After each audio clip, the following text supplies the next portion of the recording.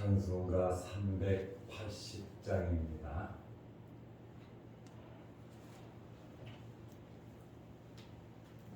찬송가 380장. 나의 생명 되신 주님 앞에 나아갑니다. 주의 흘린 보혈로 정케하사 받아 주소서. 날마다 주를 찬송하겠네.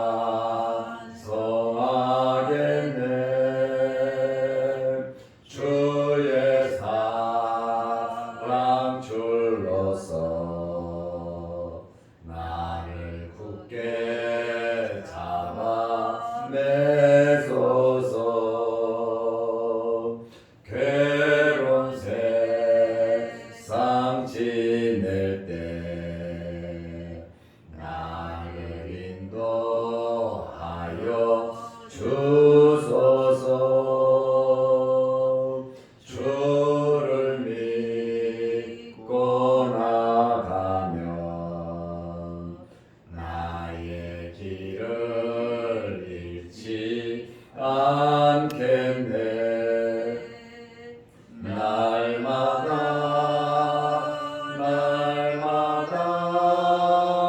주를 찬송하겠네. 주의 사랑 줄로서 나를 굳게 잡아 내소서. 세상 살아갈 때에 주를 더욱 사랑합니다. 밝고 빛난 천국에 나의 영혼 들어가겠네. 날마다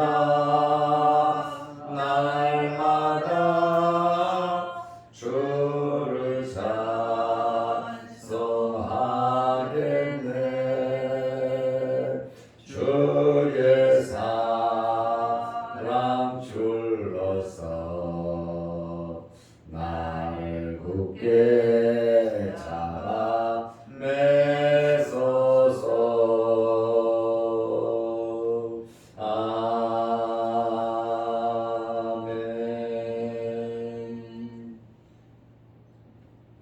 사도신경으로 우리의 신앙을 고백하겠습니다.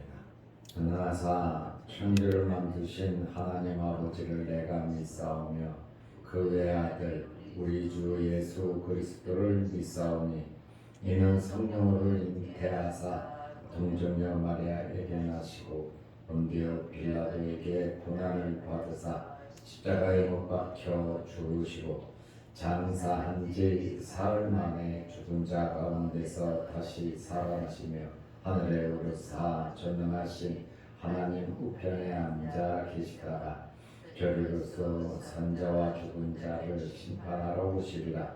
성령을 믿사오며 거룩한 공예와 성도가 서로 교통하는 것과 죄를 사하여 주시는 것과 몸이 다시 사는 것과 영원히 사는 것을 믿사옵나이다. 아멘. 하나님의 말씀 마태복음 22장 5절에서 8절 말씀까지 보겠습니다. 그들이 돌아보지도 않고 한 사람은 자기 밭으로 한 사람은 자기 사업하러 가고 그 남은 자들은 종들을 잡아 모욕하고 죽이니 임금이 노하여 군대를 보내어 그 그 살인한 자들을 진멸하고 그 동네를 불사르고 이에 종들에게 이르되 혼인잔치는 준비되었으나 청한 사람들은 합당하지 아니하니. 아멘. 8절 말씀까지 보았습니다. 임금의 아들의 혼인식, 왕의 아들의 결혼식에 초대를 받고 그것을 거절한다는 것은 쉬운 일은 절대로 아닙니다. 왕이 혼인잔치에 오라고 종들을 보냈습니다.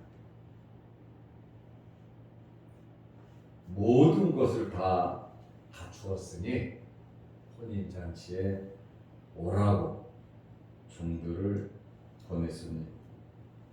그런데 청함을 받은 자들의 반응은 22장 5절 말씀에 보면 그들이 돌아보지도 않고 한 사람은 자기 밭으로 한 사람은 자기 사업하러 가고 그랬습니다. 왕이 초청을 했는데 청함을 받은 사람들이 돌아보지 않았다. 있을 수 없는 일이 발생했습니다. 돌아보지 않았다라고 하는 것은 도외시하고 개의치 않았다는 것입니다. 다시 말하면 왕의 초청에 전혀 관심이 없다는 겁니다. 왜 이렇게 되었습니까? 그들의 교만과 그들의 무례함 때문입니다. 유대인들과 특별히 유대 지도층들은 세례 요한의 외침에 관심이 없었고 세례 요한을 죽였습니다. 예수님께서 오셔서 천국 복음을 말씀하셔서 메시아로서의 자기 자신을 증거했지만 그들은 받아들이지 않았습니다. 유대 종교 지도자들이 왜 예수님을 맞이하지 않았습니까? 그들이 기대하는 메시아는 그들의 내려오는 전통과 그들의 생각과 맞아야 한다는 거예요. 예수님은 하나님의 말씀 그대로 예언된 대로 오셨어요. 유대인들이 하나님의 말씀을 그대로 믿었다면 예수님을 메시아로 받아들였을 겁니다. 유대인에게 있어서 하나님 관심 없어요. 메시아 관심 없어요. 그들이 최고로 관심 있는 것이 하나님이었고 말씀이었고 메시아였습니다. 그리고 그들은 하나님의 말씀대로 메시아가 오기를 기다리고 있다고 했습니다. 자기들처럼 하나님 잘 믿고 하나님의 말씀에 순종하는 자들이 없다고 자랑을 하며 교만하며 정말 외식하는 자들이었습니다. 그런데 예수님께서 오셨는데 메시아가 오셨는데 자기들의 생각과는 다르다는 거예요. 자기들이 알고 있는 전통 위에 메시아가 와서 자기들과 협력하고 자기들과 함께 하나님의 나라를 이루어야 하는데 예수님은 오셔서 성전을 청결케 하고 그들을 책망하고 그들을 저주하고 그들의 잘못을 지적하셨습니다. 왜냐하면 하나님의 말씀에서 벗어났기 때문에 그렇고 그들은 잘못된 신앙을 가지고 있었어요. 그렇다 보니까 예수님을 인정하지 않으니까 하나님의 혼인 잔치 자리에 그들이 자기 마음대로 행동을 하는 겁니다. 다시 말하면 이단으로 몰아버린 것이죠. 하나님의 말씀을 저버리게 된 것입니다. 우리가 하나님의 말씀보다 내 경험과 내 생각과 내 판단과 자기 환경만 생각한다면 하나님의 말씀에 순종할 수 없습니다. 유대인처럼 돼버리기가 쉽습니다. 우리의 믿음과 신앙은 하나님의 말씀에 기초해야 합니다. 철저하게 하나님 말씀 중심이 되어야지 변질되어서는 안 된다는 겁니다. 유대 종교 지도자들은 하나님의 말씀을 변질시켜 버렸어요. 그리고 그것이 자기들이 믿는 신앙이 되어버렸습니다. 그러니까 결국 그들에게는 하나님을 믿는 것이 아니라는 것이죠. 그런데 자기 자신들은 하나님을 제일 잘 믿는다고 주장을 하고 말을 하고 있습니다. 어떤 생각을 갖고 어떤 믿음을 가지고 살아가느냐, 그거는 정말 중요한 겁니다. 우리는 바른 생각과 바른 말씀, 바른 믿음으로 우리는 살아가야 하는 것입니다. 예수님은 유대 지도자들의 허락을 받지 않았어요. 허락을 받을 이유도 없잖아요. 그리고 유대 종교 지도자들과 합의하지 않았어요. 하나님의 말씀을 어떻게 합의할 수가 있겠습니까? 하나님의 말씀은 그대로 믿고 순종하면 되는 거예요. 그런데 중요한 것은 하나님의 말씀을 제대로 분별할 수 있는 능력이 있어야 된다는 거예요. 우리는 영적으로 혼탁한 말세를 살아가고 있습니다. 말세 지말이라고 해요. 말세 중에서도 끝이라고 말을 하고 있습니다. 주님 오실 때가 가까워졌다고 말하고 있습니다. 이러한 때에 영적인 분별력을 가지고 하나님 말씀 붙잡고 하나님 말씀대로 살아가시기를 바랍니다. 유대인들은 그렇지 않았잖아요. 그들은 아브라함의 자손이고 그들은 하나님의 말씀을 받았고 하나님의 선택된 선민이고 하나님의 성전이 있고 다윗의 후손들이잖아요. 아브라함의 후손들이잖아요. 그렇게 엄청난 하나님의 은혜와 복을 받았지만 그 은혜와 복을 아멘으로 받아들인 것이 아니라 그들은 오히려 그것이 교만으로 받아들였습니다.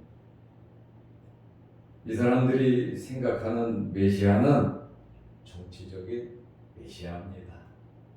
로마를 물리치고 다윗의 왕국을 세워서 나라를 다스리는 그러한 메시아 왕국을 꿈꾸고 있었습니다. 그런데 예수님께서 오셔서 자신들에게 회개하라고 그러고 대적하고 책망하니 그들은 예수님을 메시아로 인정할 수가 없었습니다.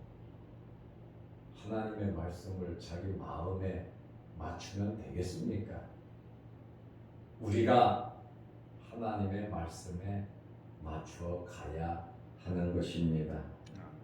예수님께서 고분고분하지 않으시니까 고분고분하실 수가 없지요. 오죽하면 노끈으로 채찍을 만들어서 성전을 정결케 하셨겠습니까? 초청받은 사람들의 반응은 첫째는 돌아보지 않았습니다. 둘째로는 한 사람은 자기 밭으로, 한 사람은 자기 사업하러 갔습니다. 자기 밭, 자기 사업. 그들의 신앙의 중심은 하나님의 아니었어요. 자기였어요. 그리고 여기 밭으로 사업으로 이게 뭡니까? 돈벌이입니다.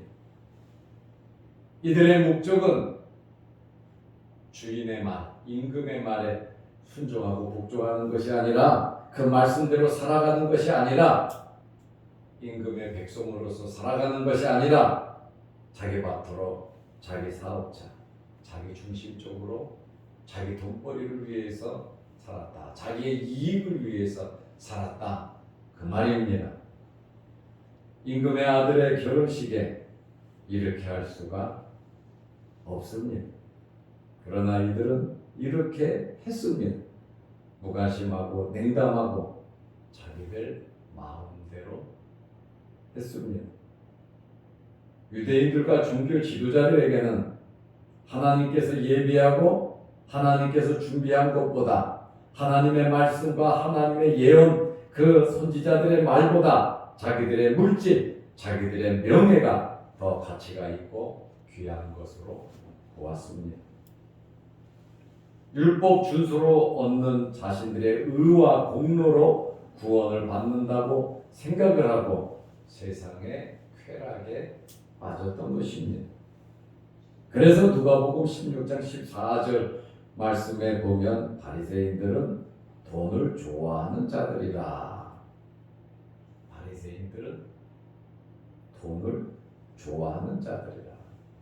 종교를 이용해서, 하나님을 이용해서, 하나님의 말씀을 이용해서 돈벌이하는 그러한 자들이라고 말을 하고 있습니다. 초청받은 이 사람들의 세 번째 반응은 남은 자들이 종들을 잡아 모욕하고 죽였습니다. 왕의 잔치에 오라고, 왕에게로 돌아오라고, 지금 잔치가 벌어진다고 임금이 종들을 보냈는데, 하나님께서 그의 종들을 보냈는데 그 종들을 잡아 모욕하고 죽였다는 겁니다. 이렇게까지 할 필요가 있었겠습니까? 자신들의 기득권을 지키기 위함이었습니다. 6절 말씀에 보면 그 남은 자들은 종들을 잡아 모욕하고 죽이니, 여기 모욕을 했다. 일단 임금의 말을 듣지 않은 것은 이 사람들이 자기들이 오고 싶어서 종들이 온 게 아니라 임금의 명령에 의해서, 주인의 명령에 의해서 청함받은 사람들을 데리러 안내하러 간 겁니다. 이들을 잡아 모욕하고 죽인 것은 임금에 대한 학명이고, 임금에 대한 모욕이고, 임금에 대한 도전이라는 것이에요. 여기 종들이 모욕을 당했다, 학대하는 것보다 더 크게 모욕을 했다는, 다시 말하면 능욕을 했다는 거예요. 침 뱉고 주먹으로 뺨을 치는, 예수님도 그렇게 당했잖아요. 침을 뱉고 얼굴에 뺨을 때리는 그러한 모욕을 주었어요. 이 소식을 들은 임금이 어떻게 하겠습니까? 임금은 하나님이라 그랬죠. 아들은 예수님이라 그랬어요. 지금 종말론적인 비유 세 가지의 세 번째잖아요. 이 세 번째 비유는 종말론적인 비유입니다. 첫째와 둘째 비유는 유대인들의 그 종교 지도자들의 악행을 지적하는 비유고, 세 번째 이 비유는 혼인잔치 비유는 주님 오실 때 혼인잔치를 하는 그러한 비유입니다. 왕의 강력한 초청을 거절을 했는데, 거절 정도가 아니고 완전히 반역, 모욕을 하는 정도였습니다. 22장 7절에 보면 임금이 노하여 임금이면 굉장한 지도자입니다.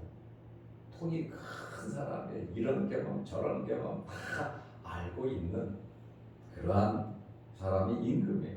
하나님을 가리키죠.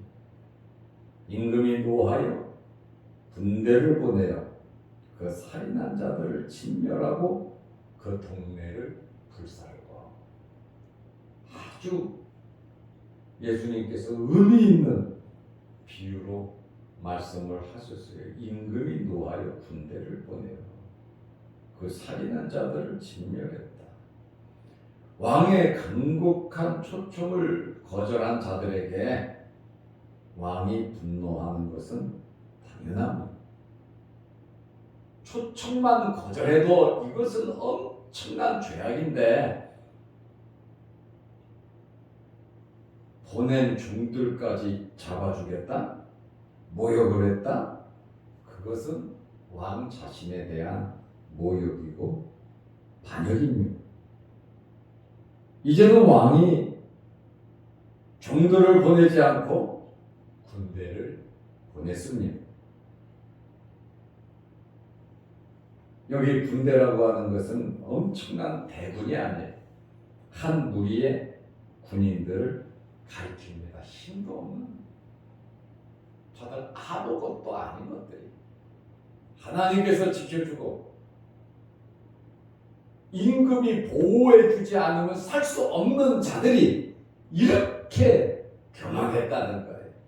아무것도 아닌데 아무것도 아닌 자들이 이렇게 임금에게 감히 도전을 했다. 하나님은 여러분 창조자시잖아요. 우주 만물을 다스리시는 분이시잖아요. 하나님은 주인이시잖아요. 하나님과 우리를 비교해 볼 때 비교할 수도 없지만 어떻게 하나님과 우리를 비교할 수 있겠습니까? 그런데 세상을 살아가면서 우리가 하나님보다도 높아지고 모든 것을 내 마음대로 하나님의 기준이 있고 하나님의 법이 있음에도 불구하고 그것을 무시하고 내 마음대로 생각하고 판단하고 결정하고 유대인들처럼 유대 종교 지도자들처럼 우리는 거룩하게 날마다 말씀대로 살아간다고 하면서도 실제적인 삶 속에서는 그렇지 않을 때가 하나님의 마음을 아프시게 할 때가 많이 있다는 것을 고백하지 않을 수가 없습니다.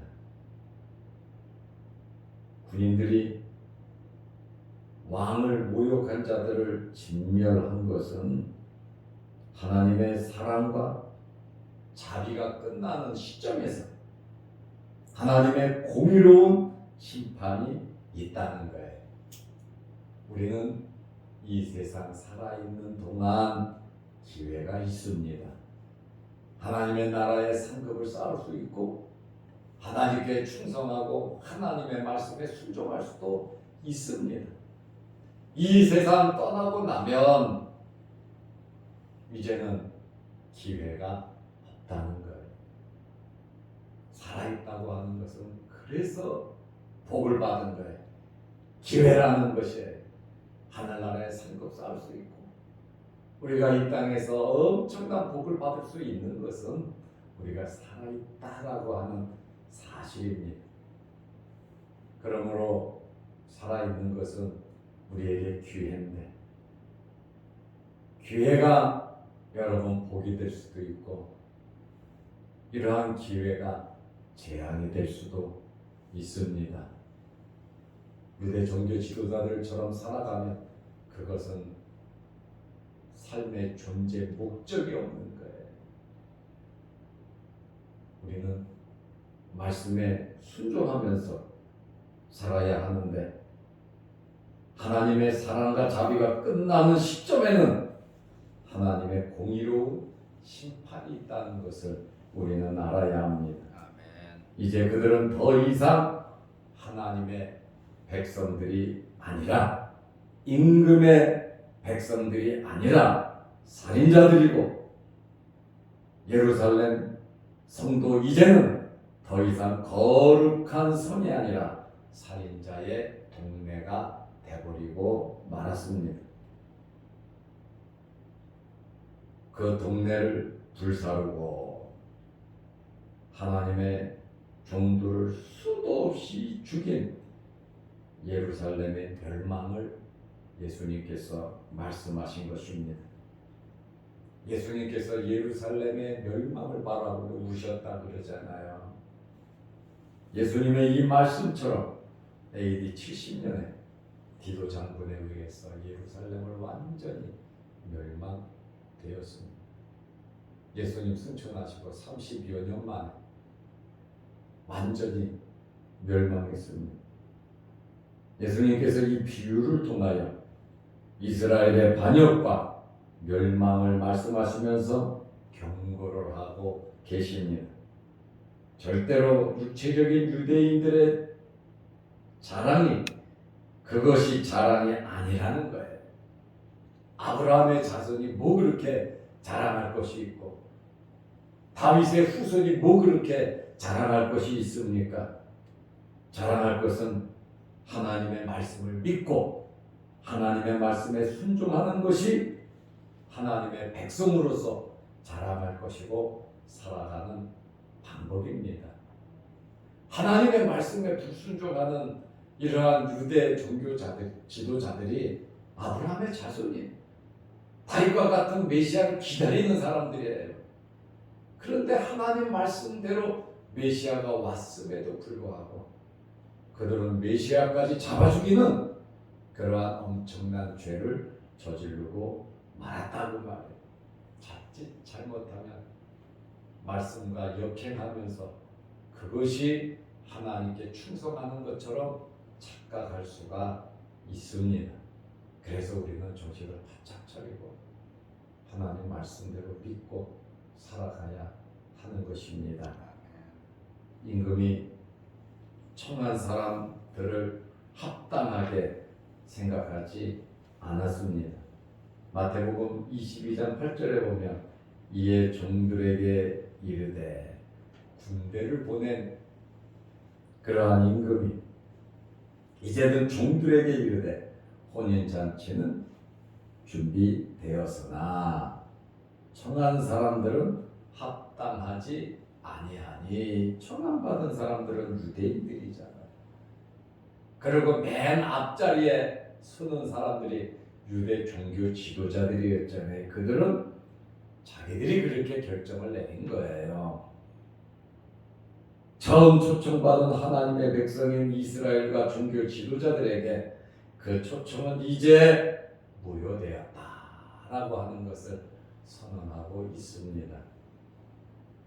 이들은 아브라함의 자손임을 자랑하고 성전이 있고 율법이 있고 할례가 있고 구원받았다고 했는데 이제는 이 모든 것이 무효가 되어버렸어요. 왜? 하나님의 말씀을 믿을 때 유효한 겁니다. 하나님의 말씀에 순종할 때 유효한 겁니다. 그런데 하나님의 말씀을 전하는 자들을 죽이고 그의 아들까지 잡아 죽였으니 어떻게 이들이 혼인잔치 자리에 들어갈 수 있겠느냐, 그 말씀입니다. 오늘 우리는 하나님의 말씀으로 돌아와야 합니다. 하나님 말씀대로 믿어야 합니다. 유대인들처럼 우리의 생각, 우리의 기준, 우리의 판단으로 모든 것을 결정할 것이 아니라, 물론 중요합니다. 우리의 생각과 판단과 환경 절대로 무시하는 것이 아닙니다. 그러한 환경 속에서 임금인,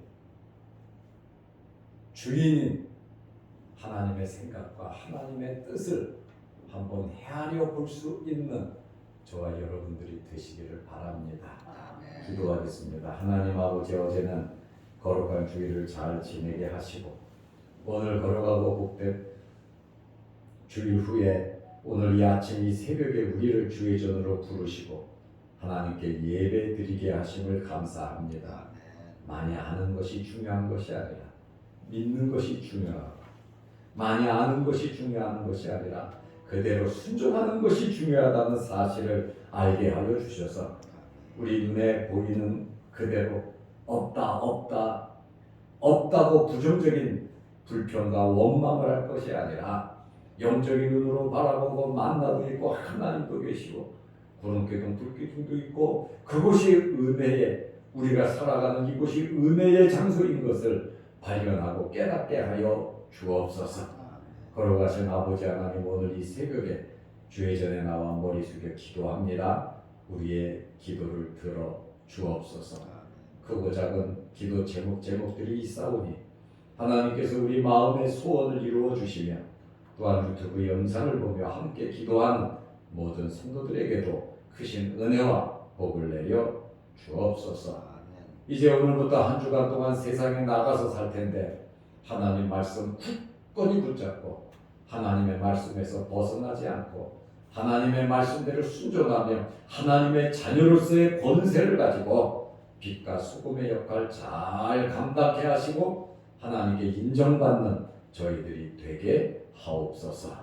예수님의 이름으로 기도드리옵나이다. 아멘. 하늘에 계신 우리 아버지여, 이름이 거룩히 여김을 받으시오며 나라가 임하옵시며 뜻이 하늘에서 이룬 것 같이 땅에서도 이루어지이다. 오늘날 우리에게 일용할 양식을 주옵시고 우리가 우리에게 죄 지은 자를 사하여 준 것 같이 우리 죄를 사하여 주옵시고 우리를 시험에 들게 하지 마옵시고 다만 악에서 구하옵소서. 대개의 나라와 권세와 영광의 아버지께 영원히 있사옵나이다. 아멘. 자유로 기도하시기 바랍니다.